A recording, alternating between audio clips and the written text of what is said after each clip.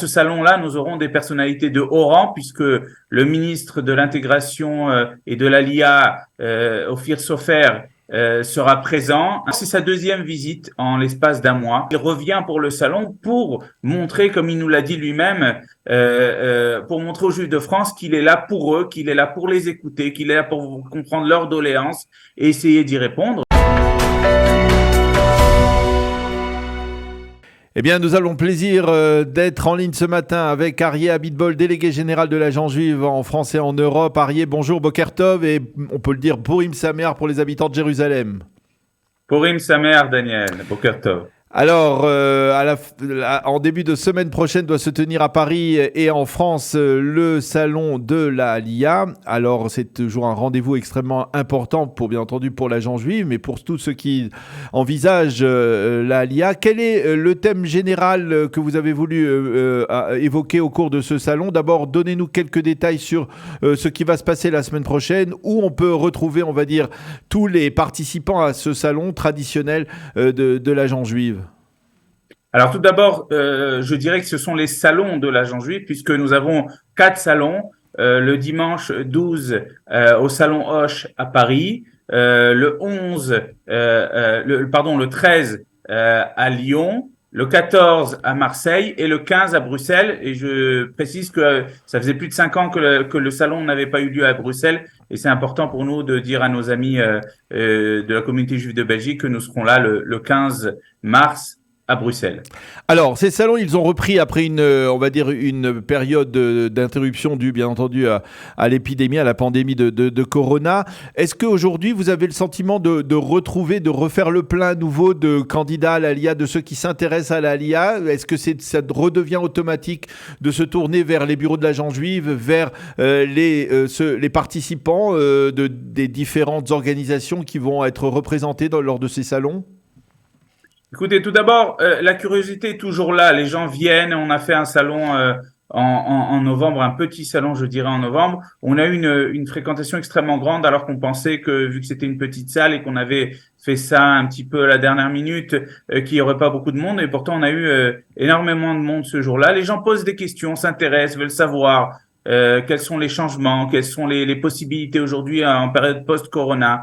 Je pense que le fait que pendant 2 ans de corona, il n'y a pas eu de salon, ça crée quand même une curiosité et une envie des gens de venir écouter ce qu'il y a. Et puis, je dévoile la surprise, mais c'en est plus une puisque nous l'avons publié. À ce salon-là, nous aurons des personnalités de haut rang, puisque le ministre de l'Intégration et de l'ALIA, Ophir Sofer, sera présent, ainsi que le président de l'Agence juive, le général de réserve Doron Almog, et ainsi que le directeur général du ministère de l'Intégration. Tout cela montrant qu'il y a un grand intérêt dans le cadre du gouvernement actuel pour l'Aliyah de France. Oui, effectivement, on l'a vu. C'est-à-dire, comment on traduit cet intérêt concrètement sur le terrain, cet intérêt du nouveau ministre de l'Aliyah et de l'Intégration? Écoutez, tout d'abord, c'est sa deuxième visite en l'espace d'un mois. Il a voulu d'abord un premier voyage d'études pour comprendre un peu ce qu'était la communauté juive de France, lui qui n'était quasiment jamais venu. En France, il n'était jamais venu, il était quasiment jamais sorti d'Israël. Et donc, son premier voyage d'un point de vue symbolique était en France. Et là, il revient pour le salon pour montrer, comme il nous l'a dit lui-même, pour montrer aux Juifs de France qu'il est là pour eux, qu'il est là pour les écouter, qu'il est là pour comprendre leurs doléances et essayer d'y répondre. Et ça se manifeste aussi par le fait que depuis un mois, on travaille également avec Kalita et d'autres organisations d'arrache-pied pour proposer un plan d'encouragement à l'Aliyah et de l'amélioration de l'intégration au nouveau ministre qui est vraiment intéressé à augmenter l'Aliyah de France et à répondre à leurs besoins.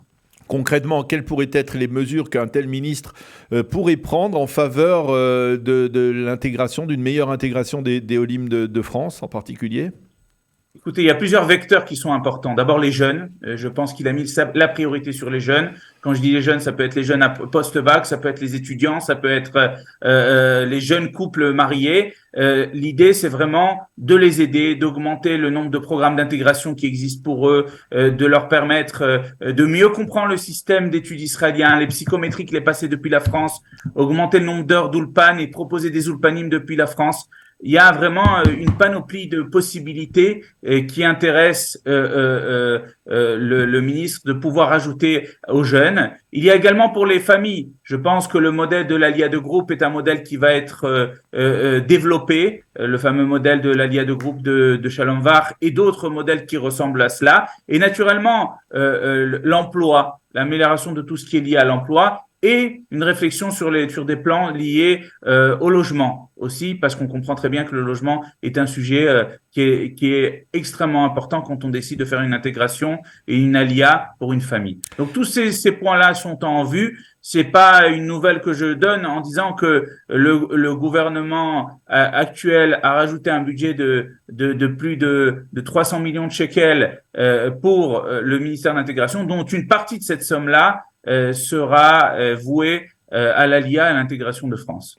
Alors, une question qui est liée à l'actualité brûlante. Tout le monde parle de cette réforme judiciaire, des manifestations qui se déroulent en Israël, de cette tension que l'on perçoit bien très nettement en Israël. Est-ce que cela, à votre avis, Arié, a un impact sur les candidats à l'ALIA? Est-ce que, par exemple, vous recevez dans les bureaux de l'Agence juive ces dernières semaines des gens qui vous disent « Est-ce que je vais faire mon ALIA dans une dictature ou dans un État démocratique ?» Écoutez, honnêtement, non. Alors là, actuellement, là, je suis à Purim en Israël pour quelques jours.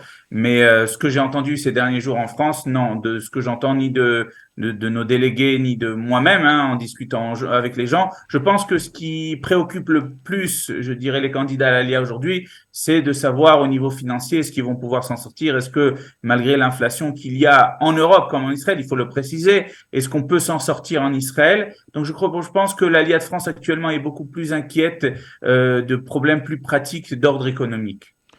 Et concrètement, il n'y a pas eu de gens qui vous ont dit, vu ce qui se passe actuellement en Israël, je remets à plus tard mon projet d'Alia. Non, honnêtement, en tout cas des candidats de l'ALIA, non. Alors, il m'arrive de discuter également avec les dirigeants communautaires, comme vous pouvez l'imaginer. Là-bas, certes, il y a plus de questionnements, plus d'interrogations sur ces sujets-là. Mais au niveau des candidats de l'ALIA, ce ne sont pas des points que personnellement j'ai entendus.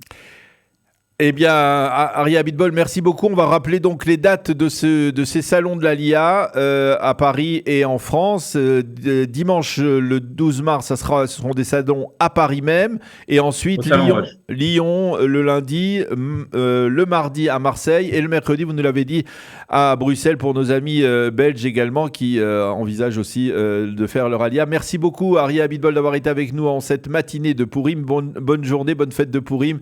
Et Be'atzlacha pour vos salons de l'ALIA la semaine prochaine. Merci Daniel, Purim Sameach.